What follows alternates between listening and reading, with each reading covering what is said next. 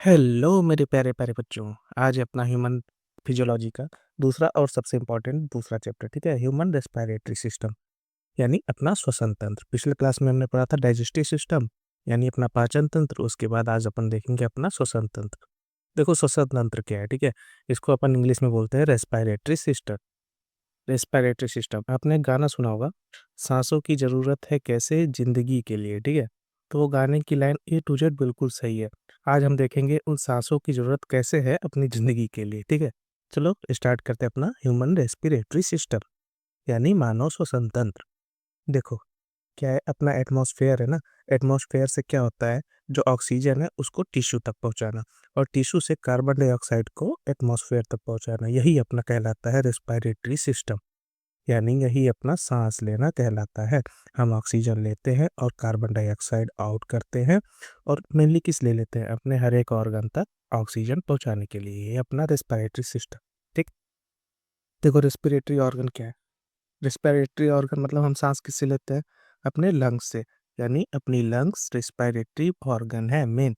अच्छा देखो, pulmonary word अगर कहीं भी आ जाए, पल्मोनरी वर्ड कहीं भी आ जाए तो समझ लेना अपने रेस्पिरेशन से इंस्पायर्ड है। यानी पल्मोनरी वर्ड कहीं भी आ जाए तो उसको अपने रेस्पिरेटरी सिस्टम से अटैच करके चलना। ये आगे के लिए भी इंपॉर्टेंट होगा, हम देखेंगे कैसे। देखो जो अपना लंग्स है, लंग्स क्या है। लंग्स में सबसे पहले आता है अपना ट्रैकिया, ब्रोंकाई, ब्रोंकियोल्स, एल्वियोलाई। और दो लोब्स होते हैं अपने लंग्स में, एक लेफ्ट लोब एक होता है राइट लोब। इसको अपन डिटेल्स में अभी एक एक चीज देखते हैं, ठीक है। अभी याद रखो अपना रेस्पिरेटरी ऑर्गन क्या है, लंग्स।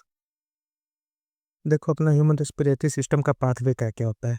अपने नॉस्ट्रिल यानी अपने नासा छिद्र से हम सांस लेते हैं, उसके बाद क्या जाता है फेरिंग्स में, फेरिंग्स के बाद लैरिंग्स में, लैरिंग्स के बाद ट्रेकिया, देन आता है अपना लंग्स।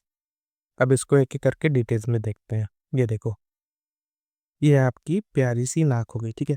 नाक से आपने लेता है सांस, नाक से आदमी लेता है सांस, उसके बाद आगे जाके ये दो पार्ट में डिवाइड हो जाती है। क्यों, ये तो एक कॉमन चीज हो गई, एक माउथ एक नोज, एक माउथ एक नोज। यहाँ बीच में एक सेपरेशन होता है आपकी, जो नाक को और मुंह को अलग करता है। आप जो खाएंगे वो माउथ से खाएंगे, सांस लेंगे तो नोज से लेंगे। तो माउथ से आपने जो खाया वो आपकी चली जाएगी ईसोफेगस यानी फूड पाइप में, और जो आप सांस लेंगे वो चली जाएगी विंड पाइप में, ठीक है। ये चीज़, ये कॉमन चीज़ याद हो गई। जो आप खाएंगे वो चली जाएगी फूड पाइप में, यानी जो आपने फूड खाया वो चली गई आपके फूड पाइप में, और जो आपने सांस लिया वो चली गई आपकी विंड पाइप में।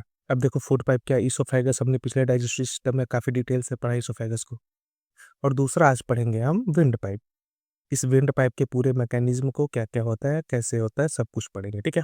देखो जब नाक से सांस लेते हो ना, तो सबसे पहले एक कॉमन पाथवे आता है, जहाँ फूड और विंड दोनों एक साथ होती है। इस कॉमन पाथवे में फूड और फूड और आपकी ये नाक से जो भी सांस लिया उसका एक common passes for food and air, इसको हम बोलते हैं फेरिंग्स। फेरिंग्स क्या याद हो गई, common passes for food and air. अच्छा देखो, इससे क्या होता है, फेरिंग्स क्या होता है, वो फेरिंग्स ओपन इनटू ट्रैकिया। ये देखो ये ट्रैकिया है ना, इस ट्रैकिया में जाके फेरिंग्स ओपन हो जाता है। इस विंड पाइप को हम ट्रैकिया भी बोलते हैं। अच्छा देखो, फेरिंग्स के नीचे एक छोटा सा बॉक्स होता है। मैं जो बोल रहा हूँ ना, आप सुन रहे हो कान से, आप भी बोल के देखो कैसे बोलते हो। इस लैरिंग्स की वजह से इसको हम बोलते हैं साउंड बॉक्स। साउंड बॉक्स क्यों बोला, क्योंकि ये कार्टिलेजिनस बॉक्स लाइक स्ट्रक्चर होती है। ये आपकी हेल्प करती है साउंड प्रोडक्शन में, इसलिए इसको हम बोलते हैं साउंड बॉक्स। ये आपका हो गया लैरिंग्स। अब देखो यहाँ से दो चीज पाइप अलग हुई थी ना, हमने पढ़ा था। एक इसोफेगस फूड पाइप, एक होती है विंड पाइप ट्रैकिया। देखो इसोफेगस जो फूड पाइप अलग हुई इसको हम बोलते हैं गलेट, और जो विंड पाइप अलग हुई इसको हम बोलते हैं ग्लॉटिस। कंफ्यूज मत होना, जो इसोफेगस हुई उसको हम बोलते हैं गलेट यानी ओपनिंग ऑफ फूड पाइप, और जहाँ से विंड पाइप की ओपनिंग हुई उसको बोलते हैं हम ग्लॉटिस यानी ओपनिंग ऑफ विंड पाइप। अब देखो ग्लॉटिस, ग्लॉटिस नाम से पता चल रहा है कि ग्लॉटिस के ऊपर एक स्ट्रक्चर पाई जाएगी इपीग्लॉटिस, यानी ग्लॉटिस के ऊपर एक स्ट्रक्चर पाई जाएगी इपीग्लॉटिस। अब एग्जाम में क्वेश्चन है तो कंफ्यूज मत होना, नाम से लगा देना कि ग्लॉटिस है, ग्लॉटिस के ऊपर इपीग्लॉटिस पाई जाएगी। अब इपीग्लॉटिस क्या है, ये देखो एक स्ट्रक्चर है, जैसे आप कुछ ने खाना खाया तो कहीं आपके विंड पाइप में ना चली जाए, खाना को जाना है फूड पाइप में, विंड पाइप में ना चली जाए, उसको रोकने के लिए एपिग्लॉटिस नाम की स्ट्रक्चर पाई जाती है। क्या है एपिग्लॉटिस, ये थिन इलास्टिक कार्टिलेजिनस फ्लैप होती है, यानी इलास्टिक कार्टिलेजिनस उपास्थि की बनी हुई एक फ्लैप होती है, covers the glottis during swelling. यानी आप जो भी खा रहे हो, जो भी ग्रहण कर रहे हो, वो आपके विंड पाइप में जाने से ये बंद हो जाएगा। जो भी आप खाओगे उस टाइम ये हो जाएगा बंद और आपका पूरा फूड चला जाएगा आपके फूड पाइप में। ठीक है, ये होगा एक बेसिक स्ट्रक्चर अपने रेस्पिरेटरी सिस्टम का। आगे देखो, यहाँ तक हमने देखा कि ईसोफेगस। अब यहाँ से जो होता है विंड पाइप के ट्रैकिया को आगे देखते हैं कि ट्रैकिया क्या है। देखो, ट्रैकिया आगे गई, एक बार डिवाइड हो गई, तो इसको बोला हमने प्राइमरी ब्रोंकाई। आगे गई फिर डिवाइड हो गई, इसको बोला सेकेंडरी ब्रोंकाई। फिर आगे गई फिर डिवाइड हो गई, इसको बोला हमने टर्सरी ब्रोंकाई। फिर आगे गई फिर डिवाइड हो गई, इसको हमने बोला ब्रोंकियोल्स। फिर आगे गई फिर डिवाइड हो गई, इसको हमने बोला टर्मिनल ब्रोंक्यूल्स। यानी आखिरी स्टेज जहाँ पर वो डिवाइड हो रही है उसको हम बोलेंगे टर्मिनल ब्रोंक्यूल्स। अच्छा देखो, डिवाइड ये होना कहाँ से स्टार्ट होती है? Trachea divide fifth thoracic at the level of vertebrae. यानी अपने फिफ्थ थोरैसिक वर्टिब्री से के लेवल पे ये जाके अपना डिवाइड होना स्टार्ट होती है अपनी ट्रैकिया। यहाँ टर्मिनल ब्रोंक्यूल्स तक ये आखिरी डिवाइड हुई। अब यहाँ से जो ये डिवाइडेशन होगा उसके लास्ट में देखो एक थैली लाइक स्ट्रक्चर यानी सैक लाइक स्ट्रक्चर पाई जा रही है। ठीक है, थैली बोलते हैं। देखो, थैली जैसे आपने देखा होगा फूड की थैली, फूड में क्या, जैसे एक अमरूद की थैली होगी तो उसको आप बोलोगे कि अमरूद की थैली है। ऐसे ये थैली किसकी होती है? एल्वियोलर सैक की थैली। एल्वियोलर सैक की थैली को एल्वियोलर सैक की थैली में क्या रखी हुई है? एल्वियोलाई, यानी एल्वियोलर सैक की थैली, इसके इसलिए इसके अंदर पाई जाएगी एल्वियोला। एल्वियोलाई। अब एल्वियोलाई याद रखना कि अपने फेफड़े की क्रियात्मक एवं संरचनात्मक इकाई है। अब तक हमने दो देख लिया। पहला हमने देखा था सेल में, सेल अपने बॉडी की क्रियात्मक एवं संरचनात्मक इकाई सबसे छोटी। दूसरा हमने देखा था लिवर में, हिपैटिक लोब्यूल्स। हिपैटिक लोब्यूल्स अपने लिवर की क्रियात्मक एवं संरचनात्मक इकाई। और थर्ड पे आता है ये एल्वियोलाई, अपने फेफड़े की क्रियात्मक एवं संरचनात्मक इकाई। अब देखो, एक एल्वियोलाई को हम अलग करके देख रहे हैं। एल्वियोलाई की स्ट्रक्चर कैसी होती है? इसके अंदर एक डक्ट से एयर आती है, डक्ट के बाद ये लास्ट में अपनी गोल से ये स्ट्रक्चर एल्वियोलाई, जो कि अपनी एल्वियोलाई। ठीक है, स्ट्रक्चर समझ में आया पूरा? ठीक है, आगे देखते हैं। देखो, एल्वियोलाई क्या होती है? एक लाखों करोड़ों की संख्या में पाई जाती है। देखो, पूरे ब्रांचेस ब्रांचेस जितनी भी हैं सब ये एल्वियोलाई। ये अपनी देखो आगे जाके डिवाइड होकी गई प्राइमरी सेकेंडरी टर्सरी ब्रोंकाई में। उसके बाद फिर लास्ट में आके आपकी ढेर सारी एल्वियोलाई। अब देखते हैं इस एल्वियोलाई का आगे क्या क्या है, पूरा ए टू जेड डिटेल्स में देखेंगे। देखो, होता है कंडक्टिंग पार्ट। कंडक्टिंग पार्ट आप इस फिगर में समझो। आपने जो नाक से सांस लिया, पहले तो आपके नाक में छोटे छोटे हेयर्स होते हैं। क्या करेंगे? वो जो अभी डस्ट पार्टिकल्स है उसको अपने अंदर ट्रैप कर लेंगे। ठीक, अब आपने सांस लिया तो जो एयर गई आपके अंदर, वो एयर ठंडी भी हो सकती है, गर्म भी हो सकती है। उसको क्या करना है? बॉडी के टेम्परेचर में लाना है। क्यों? ऐसा थोड़ी है कि आप गर्म हवा ले लो तो आपके जाके बाद में लंग्स ही डैमेज हो जाए। नहीं, ऐसा नहीं होता। आपकी एयर को बॉडी के टेम्परेचर पे लाना होता है। ठीक है, वो काम किया किसने? आपके कंडक्टिंग पार्ट यानी ट्रैकिया और बाकी इन पूरे कंडक्टिंग पार्ट ने मिलकर। तीसरा क्या होता है? जो एयर होता है वो ऐसे ड्राई होती है, तो ड्राई तो एयर आप ले नहीं सकते, उसको ह्यूमिडिफाई करता है। ठीक है, यानी उसमें नमी प्रदान करता है ये आपका कंडक्टिंग पार्ट। वही चीज़ यहाँ लिखा हुआ है। देखो, नॉस्ट्रिल से लेके आपके जो टर्मिनल ब्रोंक्यूल्स, यानी जो आपकी डिवाइडेशन हुई थी नॉस्ट्रिल से लेके वहां तक के पार्ट को हम बोलते हैं conducting part. Transport the atmospheric air to the alveoli. Clear करता है, यानी जो आपके नाक में हेयर्स लगे होते हैं वो डस्ट पार्टिकल्स को अटैच करते हैं। From foreign particles, humidify, humidify के नमी प्रदान करता है। And also brings the air to body temperature, यानी आपके एयर को बॉडी टेम्परेचर पर लाता है कंडक्टिंग पार्ट। कंडक्टिंग पार्ट के बाद आता है अपना रेस्पिरेटरी या एक्सचेंजिंग पार्ट। रेस्पिरेटरी यानी आपका मेन जहाँ पे गैसियस का एक्सचेंज हो रहा है, यानी जो आपने सांस लिया वो आपके टिश्यू तक कैसे पहुंच रही है, उसको हम बोलेंगे रेस्पिरेटरी या एक्सचेंजिंग पार्ट। ये क्या होता है? Alveoli and their ducts, alveoli और उसके डक्ट्स। ठीक है, ये देखो, site of actual diffusion of oxygen and carbon dioxide between blood and atmospheric air.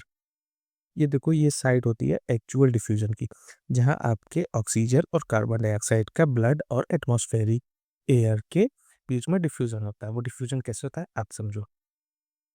ये देखो, एक सेक्शन व्यू ऑफ लंग देख लो, यानी लंग कैसा होता है, लंग के अंदर क्या क्या होते हैं, वो एक सेक्शन व्यू उसका। एपिग्लॉटिस हमने देखा था। एपिग्लॉटिस यानी स्ट्रक्चर है जो बंद कर देती है, क्यों? आपकी फूड आपके ट्रेकिया के बाद आपके लंग्स में ना जाए उसके लिए भी। उसके नीचे हमने देखा था लैरिंग्स। लैरिंग्स यानी अपना साउंड बॉक्स। ठीक, यहाँ से अपना साउंड प्रोड्यूस होता है। उसके बाद फिर ये आपकी पूरी ट्रेकिया। ठीक है, ट्रैकिया के लास्ट में डिवाइडेशन डिवाइडेशन। अब देखो यहाँ पे एक लंग है, ये अपना लेफ्ट लंग, यहाँ पे राइट लंग, ठीक है। तो हम एक ही लंग से देख के पूरा इस फिगर को समझ जाएंगे, आराम से समझेंगे। देखो क्या होता है, प्लूरा नाम का एक फ्लूइड होता है, इस पूरे पार्ट को बोलते हैं हम प्लूरा, ठीक है। प्लूरा, इसमें जो बाहरी पार्ट होती है यानी इस लंग की सबसे आउटर मोस्ट लेयर, इसको हम बोलते हैं हम पेराइटल प्लूरा, यानी पेराइटल प्लूरा अपने लंग की सबसे आउटर मोस्ट पार्ट हो गई। उसके बाद इनर मोस्ट पार्ट को हम बोलेंगे विसरल प्लूरा, ये अपना इनर मोस्ट, इसको हम बोलेंगे विसरल विसरल प्लूरा। उसके बाद देखो इन दोनों पार्ट के बीच में ना एक कैविटी पाई जा रही है जिसके अंदर फ्लूइड भरा हुआ है।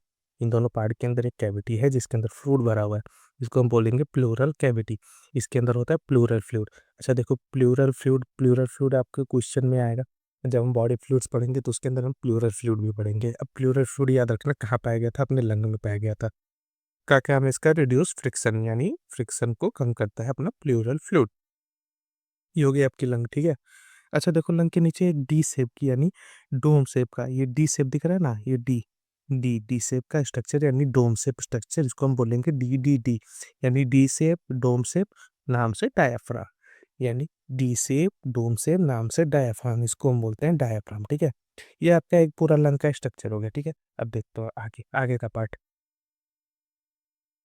अब मैकेनिज्म ऑफ ब्रीथिंग, यानी जो आप सांस अंदर लेते हो, एयर अंदर करते हो, वो कैसे होता है वो देखते हैं हम, ठीक है।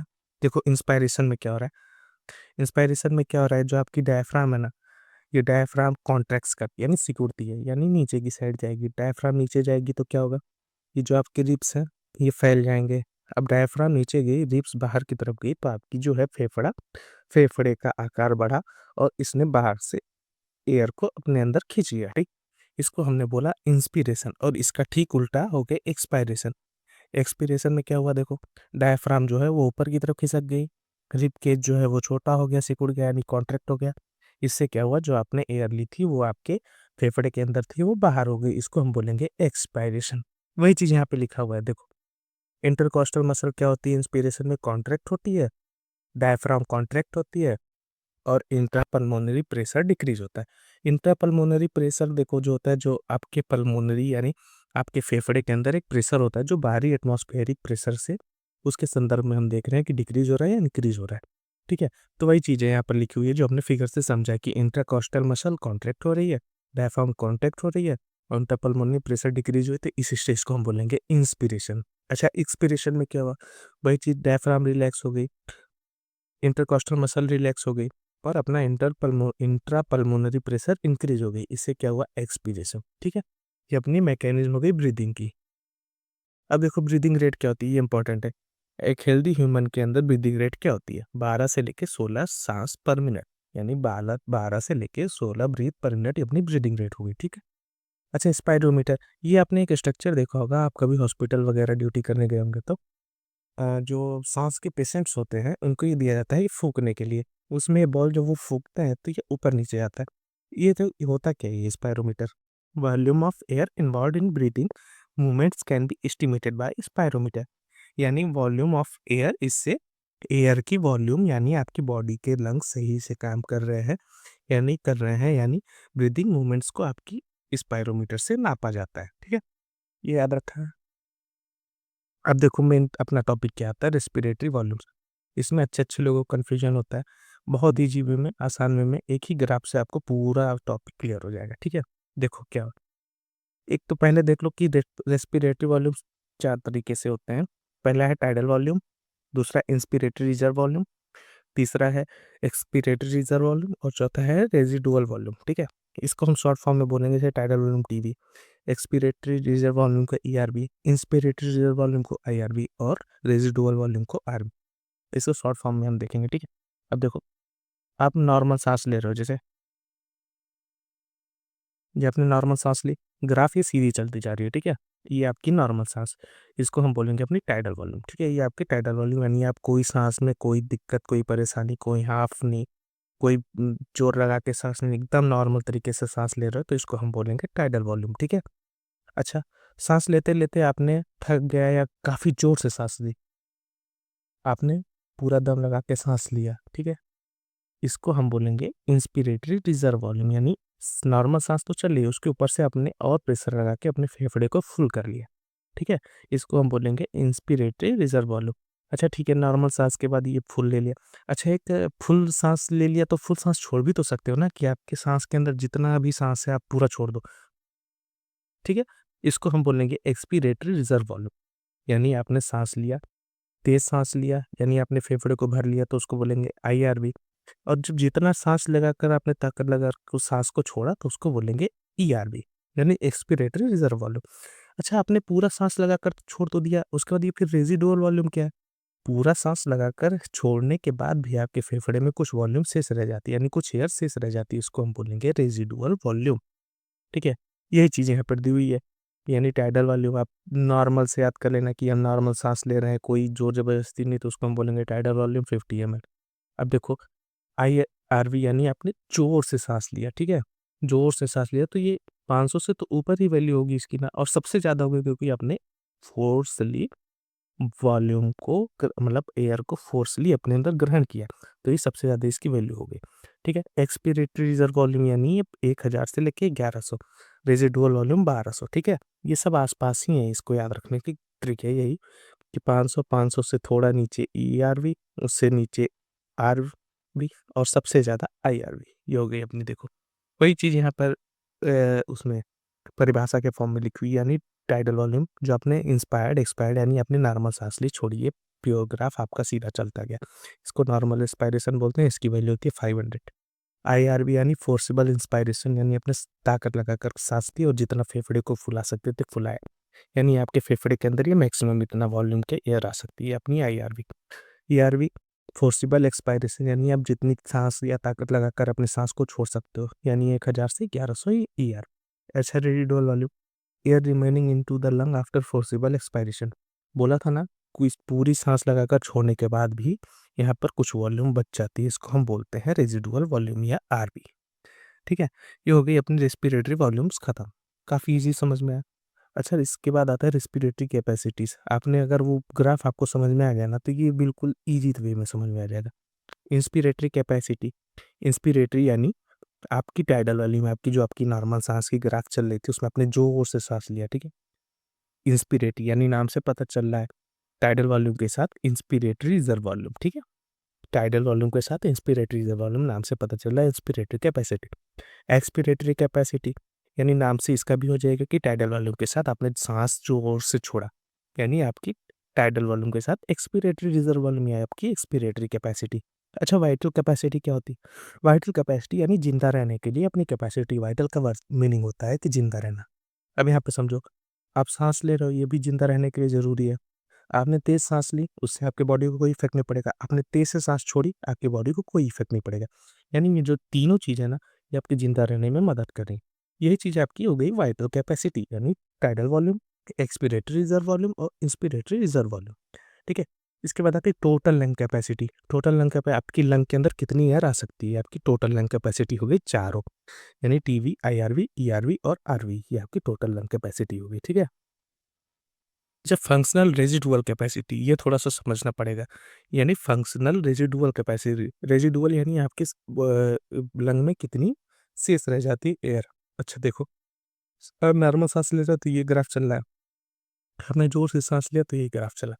उसके बाद भी आपके नॉर्मल साँस लेने के बाद आपके लंग्स में इतनी साँस जो है वो शेष रह जा रही है। क्या-क्या? एक्सपिरेटरी रिजर्व वॉल्यूम और रेजिडुअल वॉल्यूम, ठीक है? तो ये चीज़ यहाँ पर 2 बच गई कि फंक्शनल रेजिडुअल कैपेसिटी, यानी आपके नॉर्मल सांस लेने के बाद आपके लंग में जो सांस बच गई, ये आपकी फंक्शनल रेजिडुअल कैपेसिटी हो जाएगी, यानी ईआरवी प्लस आरवी। ये आपकी रेस्पिरेटरी कैपेसिटी खत्म। अगला देखो, एक्सचेंज ऑफ गैसेज, यानी जो आप सांस लेते हो वो आपके टिश्यू तक कैसे पहुंचती है, उसको हम पढ़ेंगे, ठीक है? इसको देखो आराम से समझो। पहले तो हम नंबर के वे में पढ़ेंगे, उसके बाद फिगर में देखेंगे कैसे क्या हुआ, ठीक है? देखो, जो अपना एटमॉस्फेयर है, एटमॉस्फेयर के अंदर आपको पता है नाइट्रोजन सबसे ज़्यादा पाया जाता है, 78%, ठीक है?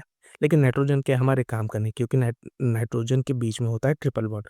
ट्रिपल बॉन्ड को तोड़ने के लिए एनर्जी चाहिए, हमारे बॉडी के अंदर वो एनर्जी मौजूद नहीं है। इसलिए हम क्या ग्रहण करते हैं? ऑक्सीजन। ऑक्सीजन जो है वो 21% और कार्बन डाइऑक्साइड हम सांस में छोड़ते हैं, वो होती है 0.4%, ठीक है? 0.04%, ठीक है? अब ये याद रखना, नंबर कि ऑक्सीजन तो 0.04% से बहुत ज़्यादा है ना? कार्बन डाइऑक्साइड से एटमॉस्फेयर में ऑक्सीजन का नंबर ज़्यादा। तो वही चीज़ यहाँ पर देखो, इस नंबर को मत याद रखना, इस नंबर को एक रेफ़रेंस के हिसाब से समझना कि आखिर ये हो क्या रहा है, ठीक है? नंबर नहीं भी याद रखोगे तो एग्ज़ाम में नहीं आएगा। एटमॉस्फेयर के अंदर देखो ऑक्सीजन जैसे पता है 21% है, तो 159 ऑक्सीजन, कार्बन डाइऑक्साइड 0.04% है, तो 0.3 ये कार्बन डाइऑक्साइड, ये आपकी एटमॉस्फेरिक प्रेशर होगी। अच्छा, आपने साँस लिया, साँस आई आपकी एल्वियोलाई में। अब एल्वियोलाई का नंबर नंबर तो लिमिटेड है। ऐसा तो है नहीं है कि आपके वातावरण में 21% ऑक्सीजन आपकी पूरी एल्वियोलाई ले लेगी, नहीं ऐसा नहीं है। एल्वियोलाई का नंबर लिमिटेड है। तो उसने ऑक्सीजन लिया 104 और कार्बन डाइऑक्साइड तो कम है ही है। अपने एटमॉस्फेयर में तो एल्वियोलाई ने कार्बन डाइऑक्साइड को लिया 40, यानी अपने एल्वियोलाई में ऑक्सीजन का नंबर होता है 104, कार्बन डाइऑक्साइड 40। अच्छा, ये देखो एल्वियोलाई से क्या हुआ, अपने ऑक्सीजनेटेड ब्लड हुई। ऑक्सीजन यानी एक ऑक्सीजन के ऊपर होते हैं अपने किस पे, अपने आरबीसी, आरबीसी के ऊपर अपने हीमोग्लोबिन। हीमोग्लोबिन क्या करता है, ऑक्सीजन को बाइंड करता है। अच्छा, एल्वियोलाई के बाद अपने बॉडी में हीमोग्लोबिन का नंबर भी तो एक लिमिटेड है, यानी जो अपने बॉडी में पर 100 ml ब्लड में अपने हीमोग्लोबिन का नंबर भी तो लिमिटेड है। तो ए 104 ऑक्सीजन यानी पूरे के पूरे ऑक्सीजन जितने अल्वियोलाई में है सबको तो लेके नहीं जा पाएगी हीमोग्लोबिन, कुछ को लेके जाएगी। तो वही चीज़ है, यहाँ पे ऑक्सीजन का नंबर थोड़ा डिक्रीज हुआ, कार्बन डाइऑक्साइड का नंबर रिमेन सेम। अब यहाँ से क्या हुआ, आपके टिश्यू तक का ऑक्सीजन पहुंची। अब यहाँ देखो क्या हुआ, टिश्यू तक पहुंची तो आपके टिश्यू ने ऑक्सीजन को ग्रहण किया, टिश्यू ने ऑक्सीजन ले लिया। टिश्यू ने ऑक्सीजन लिया तो ऑक्सीजन का नंबर हो गई 40, यानी ऑक्सीजन डिक्रीज। ऑक्सीजन कहाँ गई, आपके टिश्यू में, आपकी बॉडी में, आपकी बॉडी को जितनी जरूरत है उसकी यूज में। और कार्बन डाइऑक्साइड हो गई 45। क्यों हो गई 45, क्योंकि आपकी बॉडी ने जो काम किया था वहां से कार्बन डाइऑक्साइड आपको ट्रांसफर कर दिया। अब यहाँ से डीऑक्सीजनेटेड ब्लड गई आके वापस एल्वियोलाई में, वही वही चीज हो गई यहाँ फिर ऑक्सीजन का नंबर डिक्रीज, कार्बन डाइऑक्साइड का नंबर इंक्रीज। ये चक्र होता है अपना पूरा रेस्पिरेशन यानी एक्सचेंज ऑफ गैसेस का। अब इसको फिगर में देखो क्या होता है। ये अपना एल्वियोलस होता है, यानी एल्वियोलाई जो हमने देखा था, एल्वियोलाई के पास है ये अपनी ब्लड वेन, आर्टरी और वेन। यहाँ देखो पल्मो, इसमें एल्वियोली के पास आर्टरी आई और वेन आई। इसमें क्या हुआ, पार्शियल प्रेशर ऑफ ऑक्सीजन हुआ, partial pressure of carbon dioxide, ये दोनों ऑक्सीजन का ज़्यादा, कार्बन डाइऑक्साइड का कम।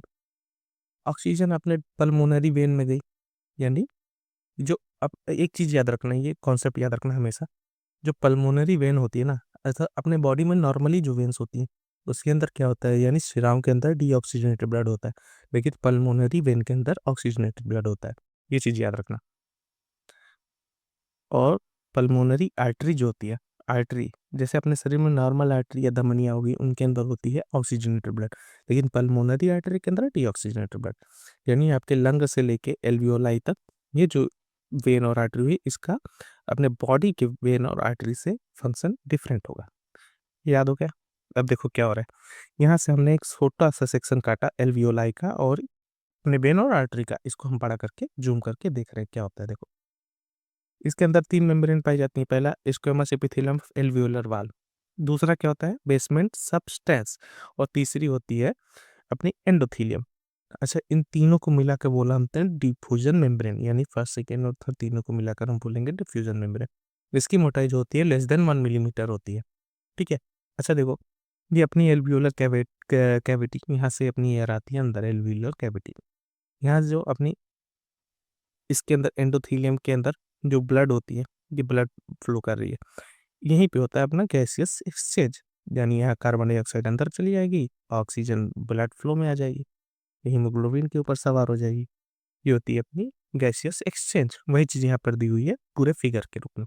इसमें मेन चीज़ आपको यही याद करनी कि पल्मोनरी वेन में होती है अपनी डीऑक्सीजनेटेड, सॉरी ऑक्सीजनेटेड ब्लड, और पल्मोनरी आर्टरी के अंदर होती है डीऑक्सीजनेटेड ब्लड, ठीक है। ये याद हो गया। आगे हो ट्रांसपोर्ट ऑफ गैसेस, कि गैसेस के ट्रांसपोर्ट कैसे होती है।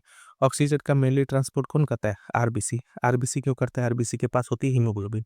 हीमोग्लोबिन, एक हीमोग्लोबिन 4 ऑक्सीजन के अणुओं को ट्रांसफर करती है, अभी आगे देखेंगे। अभी के लिए याद रखो 97% आरबीसी अपने ऑक्सीजन का ट्रांसपोर्ट करती है। बाकी 3% जो ऑक्सीजन होती है अपने प्लाज्मा के अंदर डिजॉल्व होती है। प्लाज्मा क्या अपने बॉडी के अंदर होता है, बॉडी फ्लूइड से हम पढ़ेंगे डिटेल में, तो उसके अंदर आएगा डिटेल में कि आरबीसी क्या है, डब्ल्यूबीसी क्या है, प्लेटलेट्स क्या है, प्लाज्मा क्या है, ठीक है। अभी याद रखो प्लाज्मा के अंदर 3% ऑक्सीजन डिजॉल्व होती है। अच्छा देखो CO2 क्या हुआ, CO2 मेनली कैसे ट्रांसफर होता है? बाइकार्बोनेट के रूप में। सबसे ज़्यादा CO2 अपने बाइकार्बोनेट के रूप में ट्रांसफर होता है। दूसरा कार्बामिनो हीमोग्लोबिन के रूप में 20 से 25% कार्बामिनो हीमोग्लोबिन के रूप में। लास्ट में आता है डिजॉल्विंग प्लाज्मा 7%। यही प्लाज्मा में 3% ऑक्सीजन और 7% कार्बन डाइऑक्साइड डिजॉल्व होता है। अभी आप ये चार्ट समझो। Every 100 ml of blood contains 12 to 16 gram of haemoglobin. यानी जो आप CBC रिपोर्ट देखते हो उसके अंदर आप मेनली क्या देखते हो? हीमोग्लोबिन। जैसे आपने गांव की भाषा में सुना होगा कि आपके अंदर कितना खून है। कितना खून है आप लोग बताते हैं कि 12 ग्राम 12 पॉइंट खून है, 13 पॉइंट खून है। वो 13 पॉइंट खून क्या बताते हैं? हीमोग्लोबिन का नंबर बताते हैं। तो यानी वो नंबर किस में होता है? ऐसा नहीं पूरे बॉडी में होता है, नहीं ऐसा नहीं होता। वो आपके 100 ml ऑफ ब्लड में होता है। यानी 100 ml ब्लड में कितना? 12 से लेके 16 ग्राम हीमोग्लोबिन। अच्छा, एवरी 100 ml ऑफ ब्लड में 12 से 16 ग्राम हीमोग्लोबिन। अब एक हीमोग्लोबिन मॉलिक्यूल के अंदर क्या? 4 ऑक्सीजन मॉलिक्यूल। यानी एक हीमोग्लोबिन 4 ऑक्सीजन मॉलिक्यूल को कैरी कर सकती है। अच्छा ठीक है, ये हो गई एक हीमोग्लोबिन मॉलिक्यूल की बात। अच्छा, अब 1 ग्राम हीमोग्लोबिन क्या करेगी? 1 ग्राम कैन कैरी करेगी 1.34 ऑफ ml ऑफ CO2। यानी 1 ग्राम haemoglobin can carry 1.34 ml of carbon dioxide. अच्छा देखो, अब 1 ग्राम करी तो इसको हम 100 में निकालेंगे। 100 ब्लड के परस्पेक्टिव से बात कर रहे थे तो लास्ट में फिर 100 का निकालेंगे। 100 ml of blood can carry 12.16 into 1.34 यानी 12 से लेके 16। यानी ये आपकी नॉर्मल हीमोग्लोबिन 100 ml में है। 12 से लेके 16 इंटू 1.34 ये आपकी कार्बन डाइऑक्साइड 1 ग्राम हीमोग्लोबिन है। तो इसका आया 20.1 mlO2। ये लास्ट वाला आप नहीं भी याद करोगे तो भी ठीक, बस आप मेन चीज़ आपको याद रखना कि 100 ml ब्लड कंटेन करती है 12 से लेके 16 ग्राम हीमोग्लोबिन। ये चीज़ मेन है। ये पर 100 ml ऑफ ब्लड में है। थर्ड वाला याद कैसे हो जाएगा भाई? ग्राम। देखो इसका जो ग्राम है, ग्राम जैसे यहाँ पर हम एक मॉलिक्यूल की बात कर रहे थे। अब यहाँ हमने वेट में बात की, वेट यानी ये अपनी SI यूनिट। ग्राम में बात की तो हम उसको ग्राम में निकाला। ठीक है, ये याद हो। अब एक और पॉइंट आता है ऑक्सीजन डिसोसिएशन कर। इसमें अब कुछ मत याद करना, ये आप बस सिंपल से ये याद कर लेना कि ये जो ग्राफ है ना ये किस शेप में दिख रहा है? एस शेप में दिख रहा है। एस शेप में।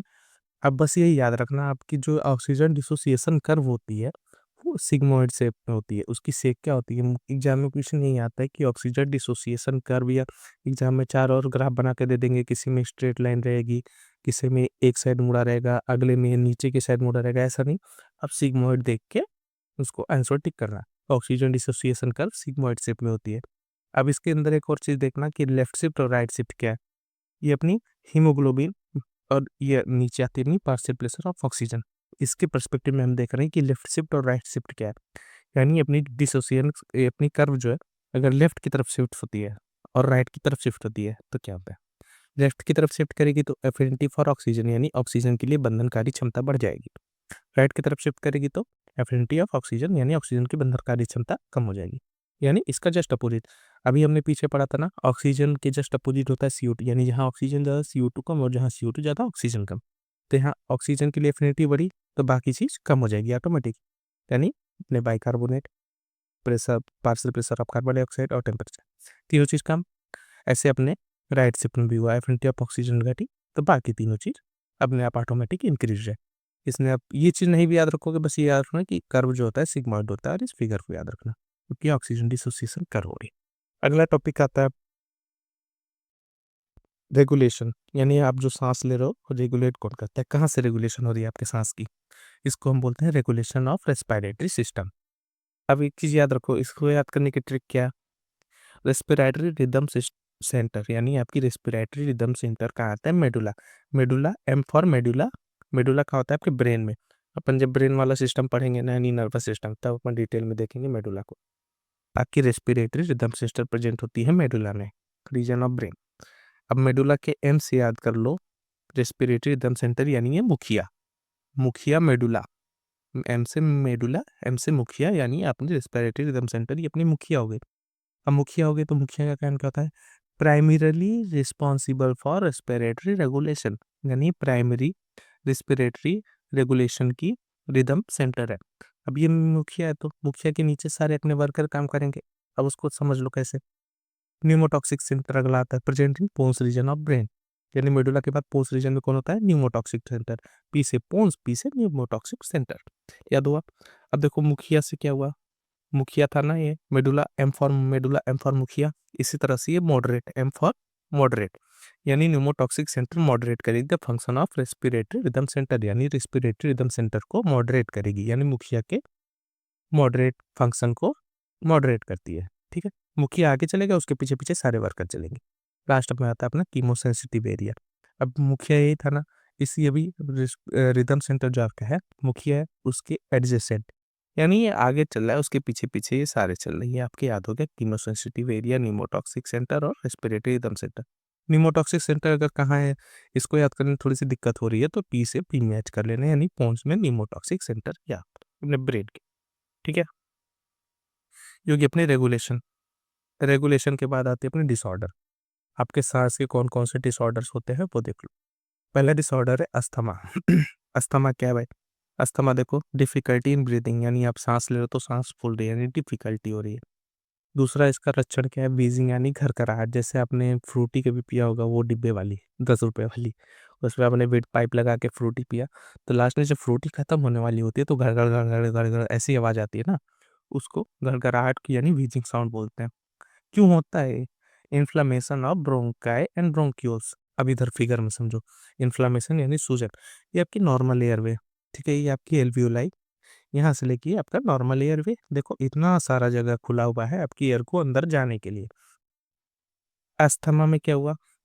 अस्थमा में क्या हुआ, ये आपकी जो एयरवे है ये काफी सिकुड़ गई, यानी पतली हो गई, इसके अंदर बहुत कम जगह बची। अब बहुत कम जगह बची तो आपके नॉर्मल है कि सांस जाएगी अंदर तो घरघराहट होगी और सांस लेने में दिक्कत होगी। अब भाई इतना सारा जगह है सांस जाने के लिए, कहाँ इतना छोटा सा जगह बचा? तो इसी को हम बोलते हैं अस्थमा। अब अस्थमा में अटैक आता है तो ये और सिकुड़ जाती है। जो अस्थमा अटैक आता है पेशेंट्स को काफ़ी उनकी सांस फूलने लगती है, बहुत ज़्यादा दिक्कत होती है, तो ये अस्थमा अटैक में और ज़्यादा सिकुड़ जाती है। ये हो गई आपकी अस्थमा। दूसरा एम्फाइसीमा। एम्फाइसीमा क्या है? Chronic disorder. देखो दो वर्ड होते हैं, एक क्रोनिक, एक होती है एक्यूट। एक्यूट मतलब तुरंत, एक्यूट मतलब तुरंत, ये चीज याद रखना। और क्रोनिक मतलब धीरे धीरे धीरे। अब बस इम्फाइसीमा क्या है? क्रोनिक डिसऑर्डर, यानी धीरे धीरे होती है। क्यों होती है?